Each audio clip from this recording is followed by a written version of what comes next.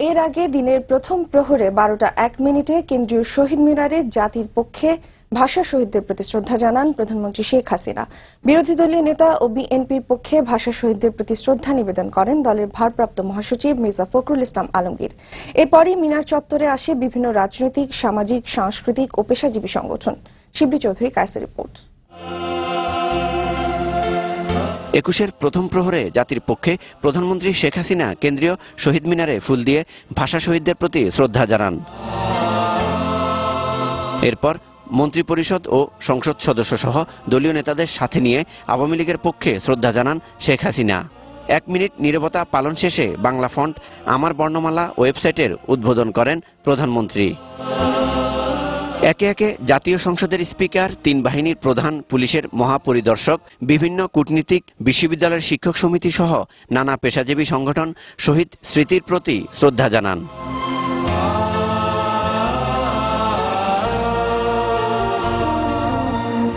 বিরোধী দলীয় নেতা বেগম জিয়ার পক্ষে শহীদ মিনারে ফুল দেন বিএনপির ভারপ্রাপ্ত মহাসচিব মির্জা ফখরুল ইসলাম আলমগীর সহ কেন্দ্রীয় নেতারা।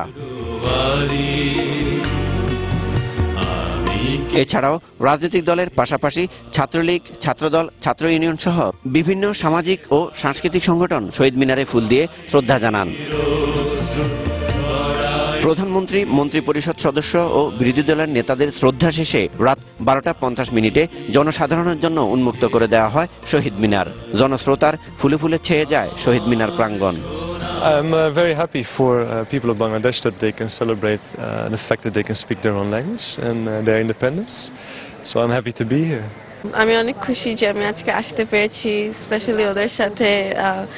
আমাদের জন্য একটা নতুন experience and feeling proud of Bangladesh. তো এবার চিন্তা করলাম যে সবাই নিজের আসবো, জিনিসটা দেখে যাব, একটু উপভোগ করব। তো খুব প্রাউড। মহান ২১শে ও আন্তর্জাতিক মাতৃভাষা দিবস উপলক্ষে শহীদদের শ্রদ্ধা নিবেদনে এভাবেই মানুষের ঢল নামে। সবার একটাই দাবি, ভাষা শহীদদের আত্মত্যাগের বিনিময়ে অর্জিত এই মায়ের ভাষা রক্ষায় শুধুমাত্র ফেব্রুয়ারি মাসের জন্য নয়, সর্বস্তরে তা বাস্তবায়ন রাখতে হবে সারা বছর জুড়ে। শিবলি চৌধুরী কায়েস, দিগন্ত টেলিভিশন, ঢাকা।